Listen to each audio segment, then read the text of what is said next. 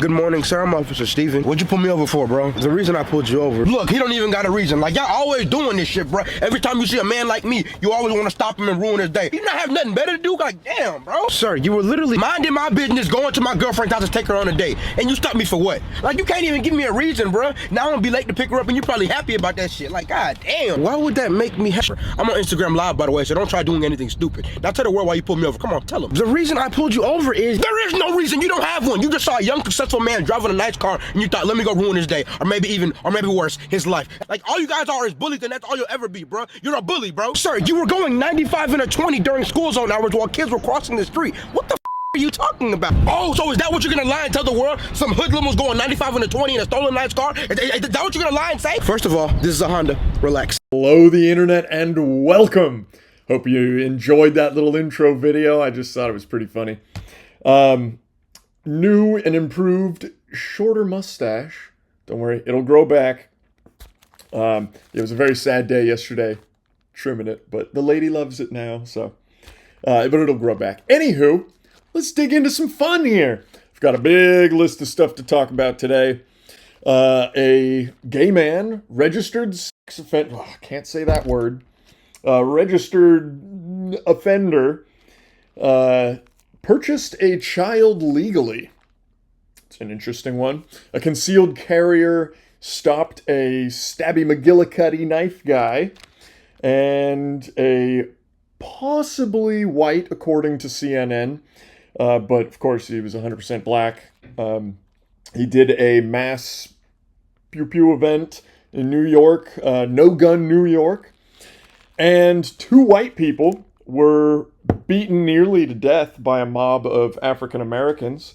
Here's a clip of that altercation.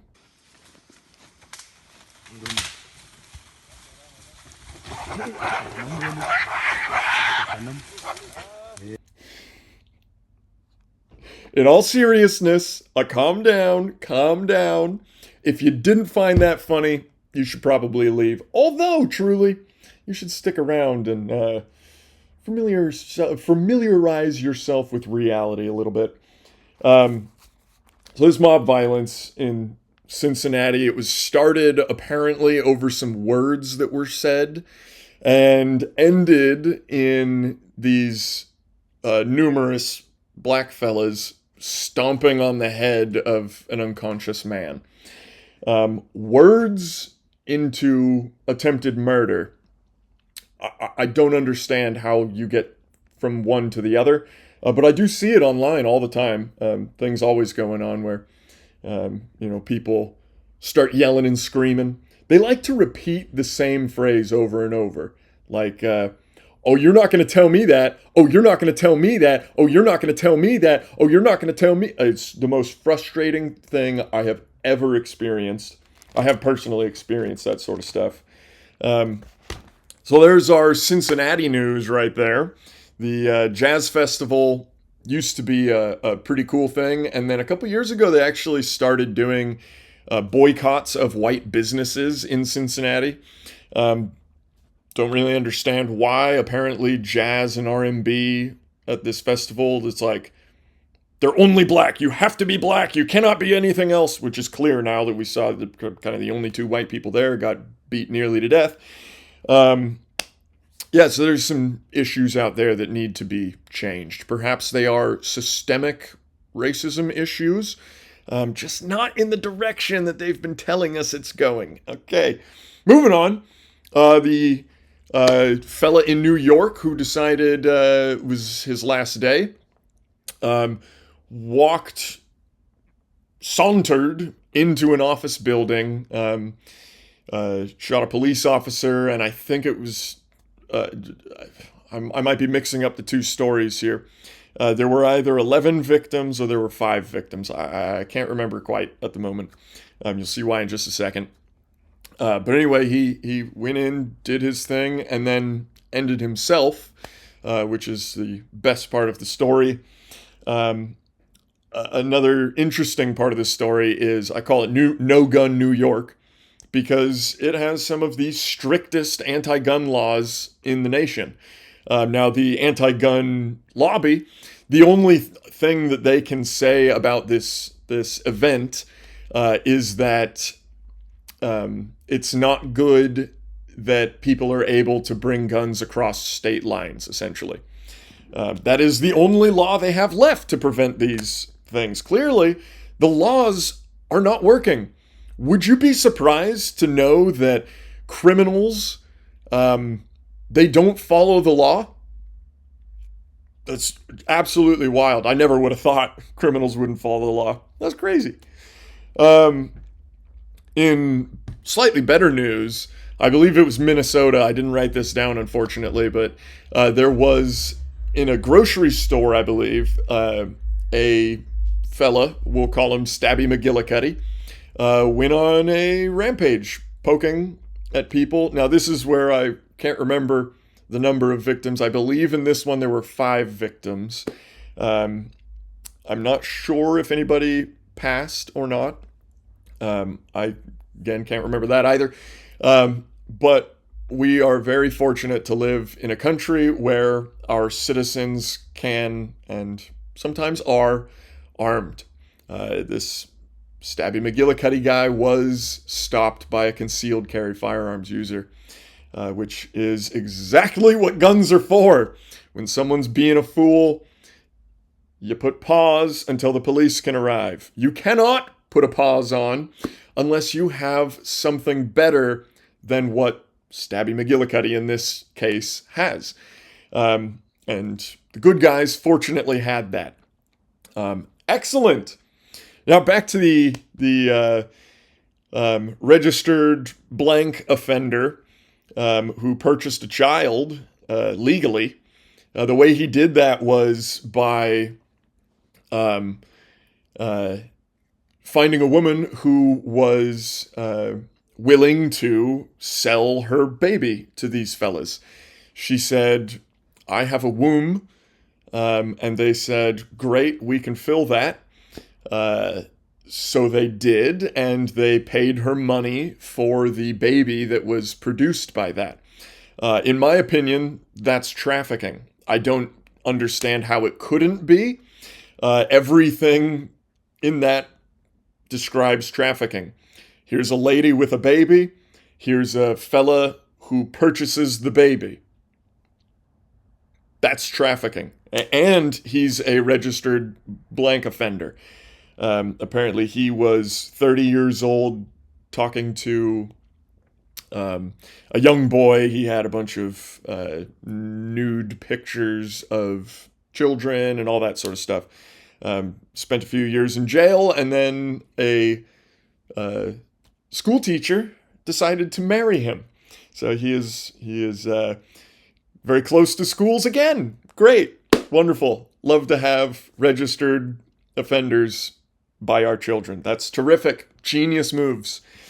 In what I think is the best news of the week, I have a question for you. What is the typical attire for a basketball player?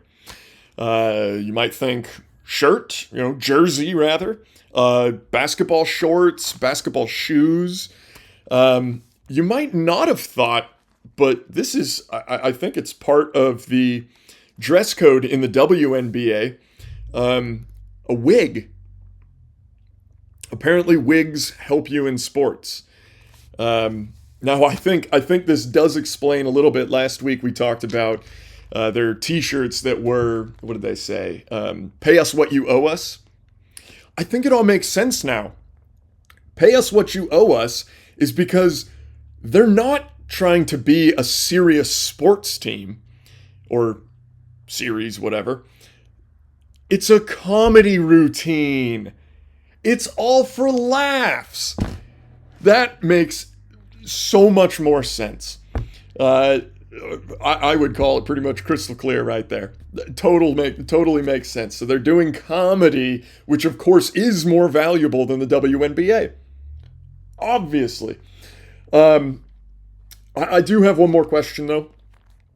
What do you think those players, or really any woman of that ilk who wears a weave, what do you think they would say to a white man who wears a toupee? Don't you think the white man would catch some flack for that? I've always kind of wondered that with the weave thing. Shouldn't we make fun of people for wearing weaves just like we make fun of people for wearing toupees? Whatever. Moving forward.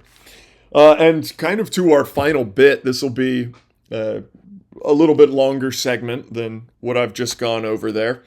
And please, if you have any questions, if you have any comments about what I've gone through, if you want me to dive in deeper on any of these little things, like, comment, subscribe, most importantly, comment. I can't really do this show without commenting, or without comments, rather, and I don't have any. I don't have any viewers yet either. Well, a couple. Thank you guys for watching, those who are watching, and tell your friends. Bring more people to the show. We'll make it more exciting. Also, we do have, what do you call it? Real people. Guests. We do have guests coming on the show fairly soon. We still have not ironed out a date yet, but we will be doing that shortly. So here is kind of our big piece to camera today. I've actually written out kind of a lot of crap here, so we're just going to bust it out. I will be reading from this, so bear with me. In 1816, a volcano in Indonesia erupted, causing the entire northern hemisphere intense cold, frost, and dim sunlight for about a year. During the winter of 1886, and 7, of course, Theodore Roosevelt wrote of a winter so severe, 80% of the cattle died, and in spring, when the snow finally melted, the carcasses of these cows were found in the treetops. Because the snow was so high, the only food for the cattle was the treetops themselves. These events and many other wild records of wild weather got me thinking about kind of a lot of stuff. California has fires every few years that leave the entire state in darkness for weeks, sometimes months. And like we saw in the period from 2016 to 2021, we had about 5 years of nonstop pollution and dark skies and all that. And yet, we have no real environmental change. I was outside just today, in fact, and the sky was a jubilant, beautiful blue. Our friends in government, spearheaded by whoever put Al Gore up as a face, would like you to believe this first graph. Starting in 1880, it shows an alarming incline to 2020. Or this graph. This graph shows the amount of CO2 in ice for the past 400,000 years. If you look closely, you'll see the map says the trend upward starts in 1950. However, looking just a little bit closer, you'll see that's not true at all. If the numbers at the bottom of that graph are multiplied by 1,000, as it says in the ledger below, that means the first column is 50,000 years long. Anyone familiar with stock trading can see the issues right away. The trends around the 350, 250, and 150 columns show a sharp spike upward from 180 parts per million of CO2 to approximately 300 parts per million of CO2. First, the question of what causes these spikes should be asked. Why are they almost instantly shooting up that high just to taper off? Very strange. But also, they show a descending trend on the backside. So why does the upward trend that is specifically out of normal begin before the 1950 line, some 6,000 or 7,000 years before? Not to mention the entire graph seems to be getting smoother the further we move along, not spiking as aggressively as it descends and such, starting around 150,000 years ago. And with this graph, again taken from ice cores, this time just over a slightly different strategy, I suppose, we're looking at temperature instead of carbon dioxide, while the carbon dioxide levels shoot up and also they go crazy, wild. Well, this is the temperature, and it shows a slightly less alarming version of the story. Now here we're working with kind of the proof that our planet is kind of at a perfect prime moment. You can see it's fairly clearly labeled there. You are here, right at the median line there, the perfect temperature. Anyway, all this leads to my favorite graph of all. This graph, while still not accepted by people like Bernie Sanders, check this out. It's not an American issue. It is a global issue. And all I can tell you is that we are, in my view, going to see more extreme weather disturbances in the coming years than we have ever. Right, but scientists don't agree. But then also power and control. These things like they're trying to institute in the UK where they have these 15-minute cities, this concept where you're not allowed to travel. They'll be able to look at your carbon footprint. See, that's the problem. The problem is giving people that are in power, these people that we've all discussed that have so much money and so much control over our societies, multinational corporations, giving them more control over citizens. And this is a vehicle for that. And this is what's dangerous about this whole climate change emergency, because it allows these fucking creeps that have been controlling people and controlling what you do and what you say and how you spend your money with people that are already living check to check, and you put additional constraints on them and you make them even more scared. What do you, put a carbon tax on these people? Let's figure out how to extract more money from them. I think the climate change issue is very complicated. And I think, did you see the Washington Post piece that they wrote? First of all, the reality is that the Earth's temperature has never been static, right? We could both agree on that. It's always been up and down. There's been ice ages and heat waves. And then the Washington Post looked, and this was like a very inconvenient discovery, but they had to report the data, and kudos to them for doing that. Scientists have captured the Earth's climate change over the last 485 million years. Here's a surprising place we stand now. So look at the far end of that graph, and you see we're in a cooling period. Well, I'm not sure. I didn't read that article, but the scientists who are out there, I think. I know, but there's a lot of money involved in that too, Bernie. That's part of the problem. That is actually Bernie Sanders on the Joe Rogan podcast just a couple of weeks ago, responding to being shown this graph here. It shows something that would blow Al Gore's mind. As it turns out, we are neither dangerously cooling or warming. We are instead within perfectly normal limits, and perhaps even more stable than we ever have been. These graphs all together show us something quite alarming. We've all been lied to. Our Earth is not warming, it's not cooling either. In fact, it seems to be just fine and working in its typical rhythm. We like to say record high and record low because fear is better for ratings and Democrats. But we only started recording the weather about 1860. So how would we really know what our extremes are? They use fear to control our finances by legislating laws and taxes so we can't drive cheap old cars or use gas stoves or lawnmowers even. They try to force us into electric devices connected to a faulty grid that goes down when it's too hot, too cold, or when the wind blows.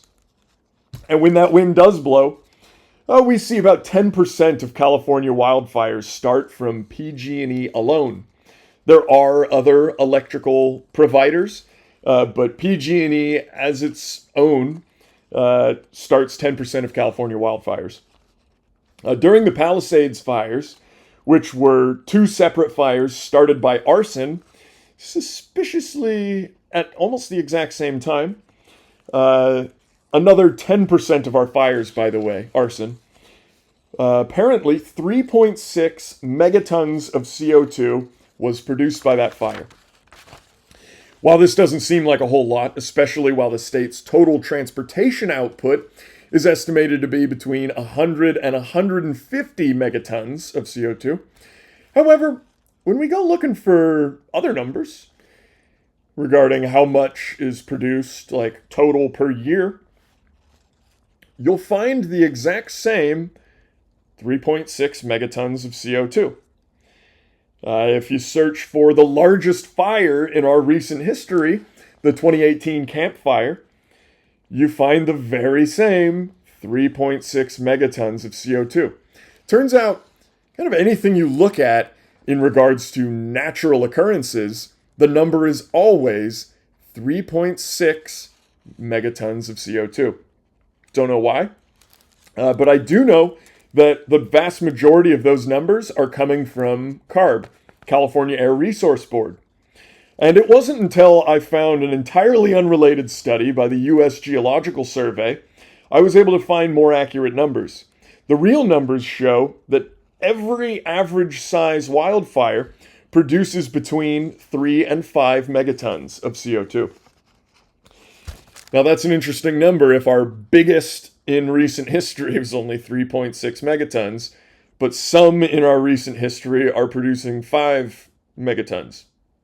I don't know how that math works out, but whatever, I ain't no mathematician. The real truth is revealed when we kind of compile all these numbers here. The truth is, nobody actually knows. Nobody knows how much these fires are producing. Nobody knows how much transportation is producing. Nobody knows how much volcanoes produce. Now add in the fact that plants take in CO2, remove and hold the carbon. That's why plants grow without absorbing any food, without eating. The carbon they bring in and pull off the CO2 is actually what all things are made of. Carbon, matter, energy. So you pack a carbon molecule on, your plant grows. Now it holds on to that carbon molecule and releases the 2 oxygen molecules, meaning that from 1982 to 2015, the Earth became 40% greener. That means the forests ravaged by logging years ago have recovered. Marshlands and grasslands are growing. All the fears of the past, ice age, global warming, severe storms, acid rain, have not, and most likely will never come to fruition. I say, personally, so long as banks are offering 30-year mortgages on beachfront property and the elite haven't sold their beachfront property, we're all safe. Therefore, I ask you, why cut carbon? Don't you want the Earth to be greener and healthier? Seems to be what we're fighting for, isn't it? Is it perhaps because 6 out of the 10 least educated cities in the U.S. are here in California? If we have 6 of the 10 dumbest cities in the country, we probably have more cities that don't quite make the cut. For being the world's 4th largest economy, or 4th largest GDP rather, very specific, very important distinction. We only make it to 32nd place in the race of intelligence against the other 49 states. 32nd place. That sucks. So my question to you guys is, why does California claim to know it all when it appears our government's ideas are being voted on by morons? Doesn't seem like a good idea. Seems as if we may never be able to break free of this system, but there is a way. I'm here to tell you today, there is a way. That way is always Jesus. However, we do have people on this planet working for us as well. I mean, physically living. Again, neither of that works because Jesus is physically living on this planet. But anywho, we've got humans helping us out. One of the humans here, Lee Zeldin, the fella in charge of the EPA, the Environmental Protection Agency. He is, in my opinion, the hero of our age. He has proposed a solution, and I'll play a clip of that here. The references used while developing that preamble. Next question. This is the final question, sir. Garrett Berquist, Wish TV, Indianapolis. In effect, if placed into effect as currently envisioned, does this rule effectively reset the emission standards for autos, light, medium, heavy duty trucks back to 2008 standards? What sorts of things will be left in place? What will be taken out? As it relates to greenhouse gas emission standards on light duty, medium duty, and heavy duty, it doesn't reset anything. It eliminates everything. So the way this proposal works is, the way any proposal works is it will be a rule. It will not be a law, but it can be codified into law and all that. Now this one in particular, I will preface by saying, pardon me. I will preface by saying I've forgotten which one, 904, I think is the section that gives California the power to make its own smog laws. The proposal by Lee Zeldin, I do not believe, I couldn't find it, maybe it's in there. If you guys want to pour it over, please, more eyes, the better. The more eyes on this, the better. I do not believe I saw anything specific to that clause. So this is a great thing for the nation, great thing for our auto manufacturers. Not necessarily good for California. Well, I'll take that back. There is a clause, 2015 and newer vehicles will be, I believe, will be exempt from all smog in the future. And that really does come down to the fact that, let me make sure I'm not going to say that later. Yeah. So if we look at between 1970, 1970 to 2015, there was a 99% reduction in tailpipe emissions. 99% reduction in tailpipe emissions. That's almost everything. So obviously, yeah, get rid of smog. That makes no sense to smog a car that's 99% efficient, essentially. However, I looked up the same thing for like a 1999. The 90s is my favorite era, I think, for cars. Most kind of reliable with the least amount of work, at least when we're talking about Japanese cars. Anywho, not diving down into that at the moment.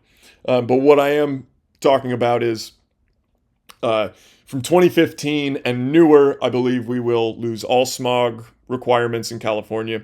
But anything older than that will not necessarily lose their or not necessarily be exempt from smog still.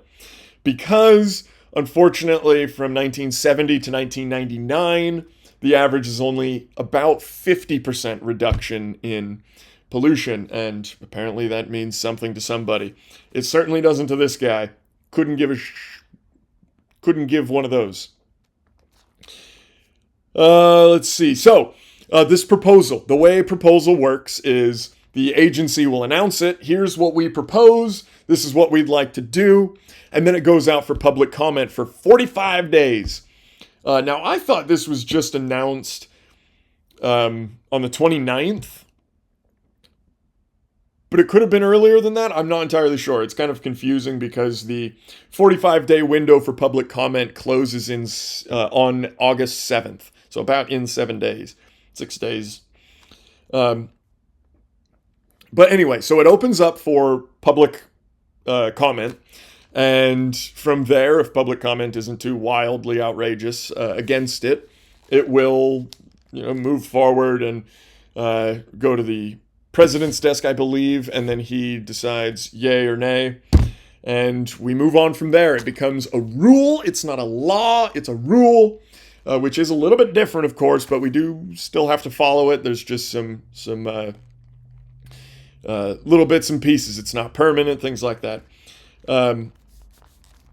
So this is where it comes to we the people. Okay, we have to be proactive on this. We have to be proactive on HR 4117 as well. That is the one that truly gives California the power. Strips California of power. HR 4117 is the essentially abolishing the Clean Air Act, which is where California gets all its power from. So please still contact them as well. That will be, I don't have the number written down, darn it. Check the description. I'm going to put the phone number in the description. It's a like a directory kind of thing. You can call them and they'll ask where you're from and all that sort of stuff. It's a robot, of course. But they'll connect you. You'll be able to figure out how to connect to the right person through this phone number in the description. I'll put a title on it so you know which one it is and all that. For this proposal to be or to take part in the public comment, this is what we're going to do here.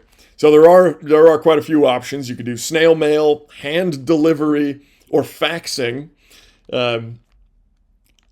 If you're doing one of those three, you probably already know. You probably don't know how to get onto the YouTube here, so you're not even watching me. If you like to do snail mail, you can go to, oh gosh, I didn't write that down either. Doesn't matter. If you want to do snail mail, Google it. You can find the address you got to send it to. It's not that difficult. Anyway, if you would like to email them, in the subject line of your email, you need to put docket ID number EPA-HQ-OAR-2025-0124 in the subject line, and then you're going to write a little bit about kind of what you think should happen, essentially. Try to be factual. It's not an opinion-based thing, really, or not an emotions-based thing, actually. It is obviously kind of opinionated-ish. If your opinion is that you don't like gas cars, then of course you're going to comment about that. Anywho, that's what you'll put in the subject, and then I will in the description put a little example of what you can write. You could probably just copy and paste whatever I'm going to write. I'm sure I'll just copy and paste what I actually wrote, and then so you can copy and paste it. You can put it in your own words, whatever the heck you want to do with it. Just make sure the EPA sees it. Now, you can email it to the EPA. That is, and again, I'll put it in the description, A-and-D-R-docket at EPA.gov.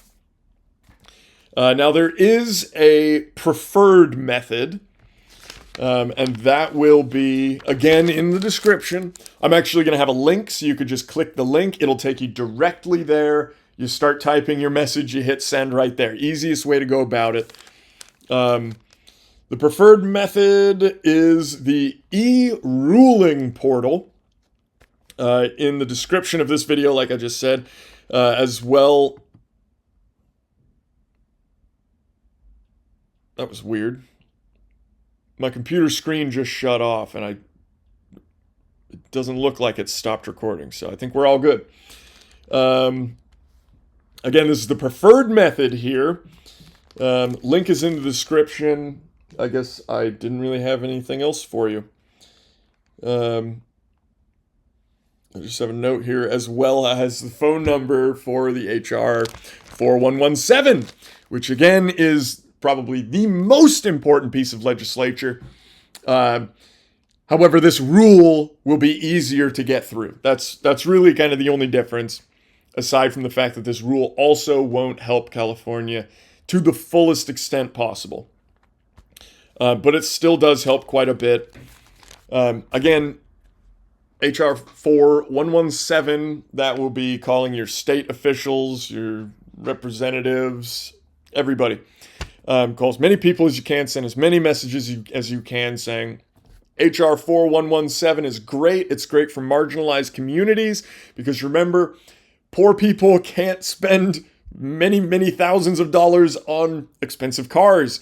Pretty much any brand new car off the dealer lot today is going to cost you minimum like 20 grand. Whereas you could go on Craigslist or Facebook Marketplace and buy an old 99 Honda with 200,000 miles on it for $2,000, and you could drive that car for years and years and years. I just hit 260,000 miles on my Subaru. Everything's original engine, clutch, everything is original. It's an amazing thing. Not too long ago, I bought a Silverado. It's actually a Chevy Cheyenne. With 86,000 miles on it, I believe. I still have it, of course. That was like 5 years ago, so things have changed a little bit. But I bought that for $3-4 grand at most, and it's at 112,000 miles now. Keep your eye out. I will actually be selling it at some point. It's a 5-speed manual, which is the reason I bought it. But I don't want the pickup truck. I always wanted the Suburban with a 5-speed manual. I got too attracted to this one. It served me well. I'm glad I had a truck for a lot of stuff I wouldn't have been able to use a Suburban for. But anywho, that's all beside the point. The point is, if you want financial security, spend $2,000 on a car that's going to last you 5 years. Why not? It'd be stupid not to. You're an idiot for spending 40 grand on a car that now you make payments on. The interest, so you never actually pay down the principal. 20 years later, you still owe $15,000 on the car. That is not an uncommon occurrence. I personally know 3 or 4 people who are dealing with that right now. I'm trying to help them out with, like, you got to call the company you're paying and tell them you want to pay down the principal and let the interest build up. Essentially, you got to pay a certain amount of each. It's a whole horrible system. But the point is, check Facebook Marketplace before you go buy that brand new car. You might find better options. Well, that's the episode today, I guess. Thank you all for watching. Don't forget to like, comment, and subscribe, please. If you like what I do here, if you don't like what I do here, do it anyway. But yes, if you like what I do here, you want to see a bit more of it. Like, comment, subscribe. I'm going to be expanding onto different platforms soon, doing clips of the full episodes and also doing just daily clips. Me, whenever I see something or think of something, whatever. Happens all the time. I carry notebooks everywhere I go, and still I managed to miss probably about 70% of the fun things I think about. So lots more. There's literally an endless supply of fun stuff to talk about for this show. It doesn't all have to be political. I did not intend for this show to be in any way political, really. I do, however, feel a duty to this country to make everybody aware of what's going on. There's lots of fun stuff. Next week, I'll probably talk a little bit more about the Obama thing that is coming out. We've got a little bit more information on that. Tulsi Gabbard just said that she has confirmed that Obama, I was going to say pulled the trigger. He wasn't the trigger puller, but he did apparently, he signed off and said go for it on the Trump assassination in Butler. Don't know if any of that's true. As the news goes, most news people are too quick to the punch. They jump the gun, and everything they say turns out to be baloney. So we'll see what happens with that.